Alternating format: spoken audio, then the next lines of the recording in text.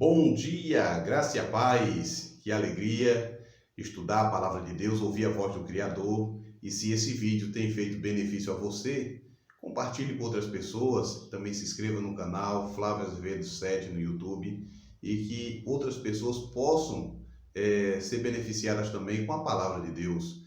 Hoje vamos ver aqui Mateus capítulo 5, versículo 13, onde tem o título Sal da Terra. E aqui lemos: Vós sois o sal da terra. Ora, se o sal vier a ser insípido, como lhe restaurar o sabor? Para nada mais presta, senão para lançado fora e ser pisado pelos homens. Olha bem que interessante. Vós. No grego, esse pronome é enfático. É importante lembrar que Jesus se dirigia aos discípulos, particularmente aos 12, como súdito do reino da graça divina. Outros estavam ouvindo principalmente trabalhadores e pescadores, mas também estavam presentes os espias armando dos fariseus. O sal. Na Palestina, o sal era recolhido ao longo da costa ou em lagos. A forma como era recolhido resulta na presença de muitas impurezas.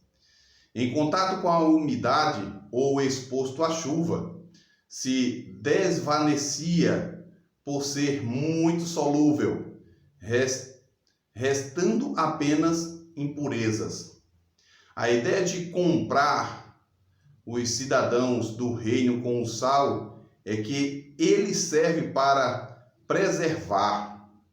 Antes da refrigeração e de outros meios modernos de se conservar o alimento, o sal e as especiarias eram muitos usados para este fim. Repito, o sal e as especiarias eram muito usados para esse fim, para conservar os alimentos. Na antiga Palestina usava-se o sal quase que exclusivamente para este propósito e como tempero. Em Jó 6, verso 6, apresenta: da mesma forma, os cristãos, ao se tornar um agente na salvação de outros por meio da propagação do Evangelho, exerce uma influência preservadora e purificadora no mundo. Os discípulos deveriam reconhecer a salvação do próximo como sua responsabilidade principal. Não deviam se retirar da sociedade por causa da perseguição ou por outras razões, mas permanecer em contato estreito com o próximo. No relato do Sermão do Monte, Lucas não inclui o conteúdo de Mateus, capítulo 5, verso 13 a 16. Embora cite uma declaração similar de Cristo, feita em outra ocasião, Lucas 14, verso 34 e 35. Marcos também apresenta uma passagem similar em que as palavras foram ditas apenas aos discípulos em outra ocasião, Marcos 9, capítulo 9, verso 50, e aplicadas particularmente à característica de se conviver bem com todos. O fato de se atribuírem a Jesus os mesmos dizeres ou similares em diferentes situações em seu ministério leva alguns a concluir que os escritores dos evangelhos casual e arbitrariamente atribuíram os dizeres a momentos diferentes, sem considerar quanto o fato ele fez essas declarações. Porém, essa conclusão se baseia na noção ingênua de que Jesus tenha expressado uma determinada ideia que uma vez apenas durante seu ministério, mas não existe razão válida para se supor que ele não teria repetido suas observações, no todo ou em partes, em vários momentos e a públicos diferentes, e talvez até as mesmas pessoas. O sal vier ser insípido. Seria tão impensável para um cristão perder suas características essenciais e ainda continuar sendo cristão, quando seria para o sal perder seu sabor e ainda ser considerado e usado como sal. Se os cristãos forem cristãos apenas no nome, sua cidadania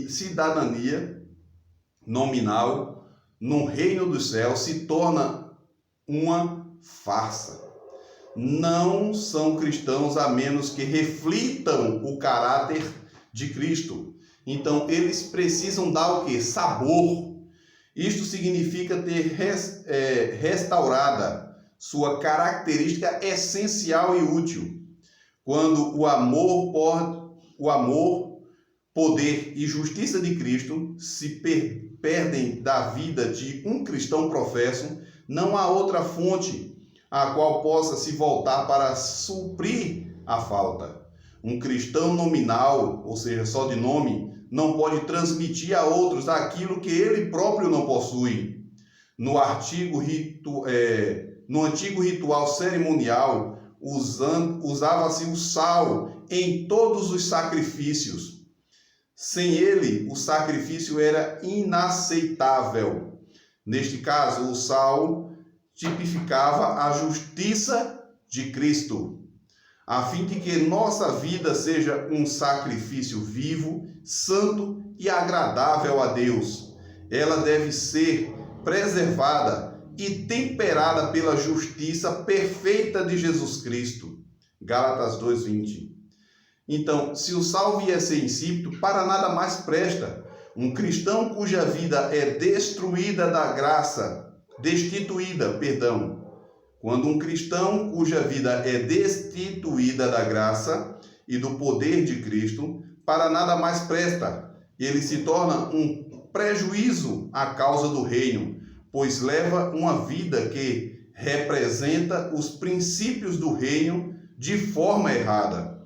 Então, quando se torna ser insípido, então ele se torna imprestável e tem que ser o quê? Jogado fora e é pisado pelos homens. Então, de onde estava a multidão de ouvintes, podia ver o caminho branco de sal lançado ali por onde tinha se tornado imprestável. Meus queridos, seja sal, dê sabor à vida de alguém.